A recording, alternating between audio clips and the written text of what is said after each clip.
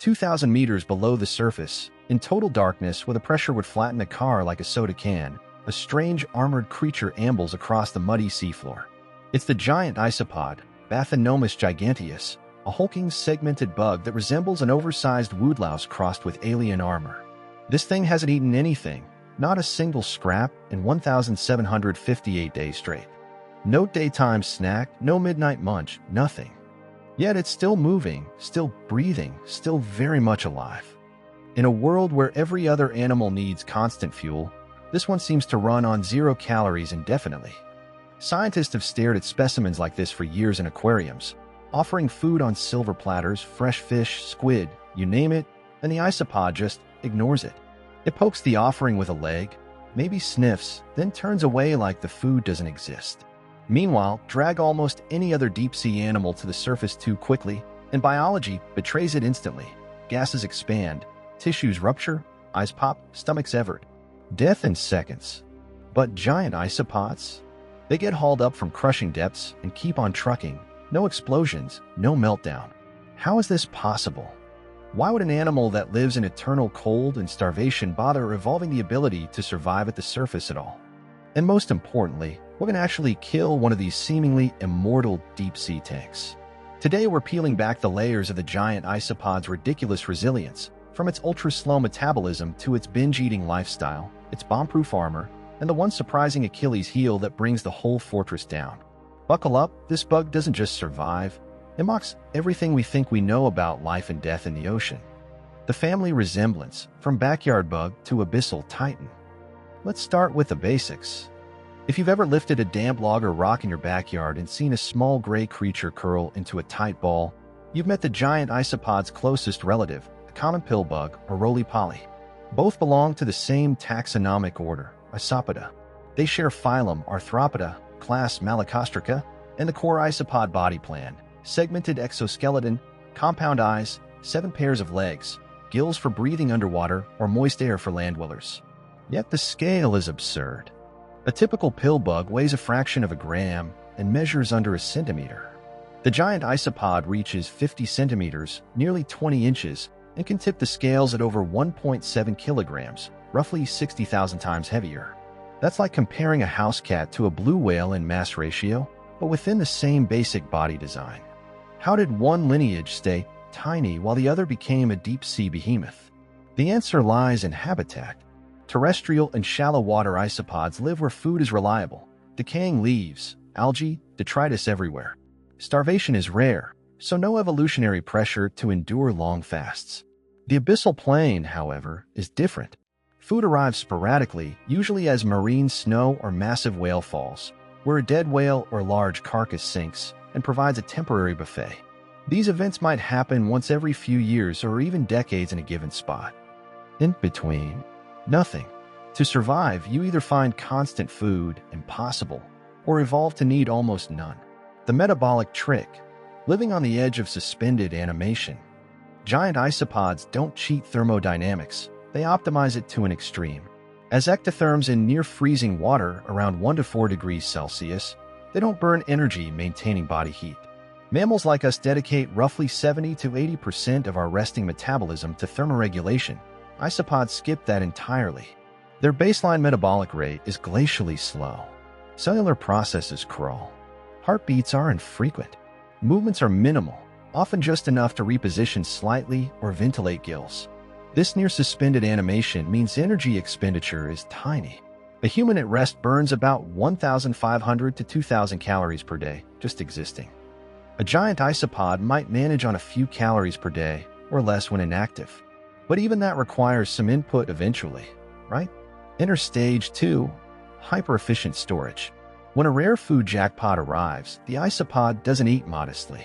It engorges to grotesque levels. Observers have documented specimens so stuffed that their rigid exoskeleton prevents normal movement. The legs can't lift the swollen belly off the bottom. They become living meat boulders for days or weeks, while digestion slowly proceeds. All that surplus gets converted into massive lipid reserves, primarily in a large, specialized hepatopancreas, essentially a combined liver and pancreas. These lipid stores are incredibly energy-dense, far more so than typical animal fat because they're optimized for ultra-long-term use with minimal leakage or degradation. One massive meal can fuel years of existence. It's the biological equivalent of filling a gas tank to the brim before crossing a desert with no stations. The legend of number 1, proof in the tank. The most famous demonstration came from number 1, the first bathynomus giganteus displayed at Toba Aquarium in Japan. Captured and placed on exhibit, he ate heartily in 2009, a whole horse mackerel. Then, silence. Aquarium staff tried monthly feedings for the next 5 years. Fresh mackerel, squid, shrimp, waved right in front of his face. Every time, he'd investigate briefly, then ignore it completely. 1,758 days and counting at the time without food.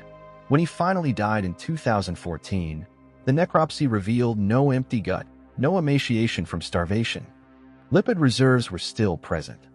He likely succumbed to old age, accumulated stress from captivity, or complications unrelated to calories. If that's not a testament to extreme energy efficiency, nothing is. Pressure proof, why they don't explode on the surface. Number 1, survival at surface pressure was itself extraordinary. Most deep-sea animals die during ascent due to decompression. Fish with swim bladders suffer gas expansion that ruptures organs.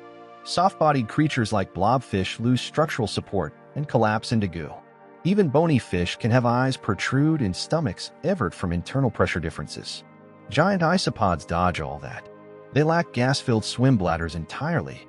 They're strictly benthic crawlers, not floaters. No expanding gas pockets means no catastrophic rupture. Their exoskeleton is the real hero. Heavily calcified, overlapping segmental plates form a rigid, incompressible shell. Designed to resist thousands of tons of water overhead, it maintains structural integrity perfectly well at 1 atmosphere. They can even curl into a defensive ball, protecting soft ventral gills and organs. It's armor that works equally well under crushing depth or normal air pressure, like a submarine hull that doubles as medieval plate. The real dangers, predators, mistakes, and molting. Immortal? Not quite. During feeding frenzies on large carcasses, isopods swarm in dozens or hundreds.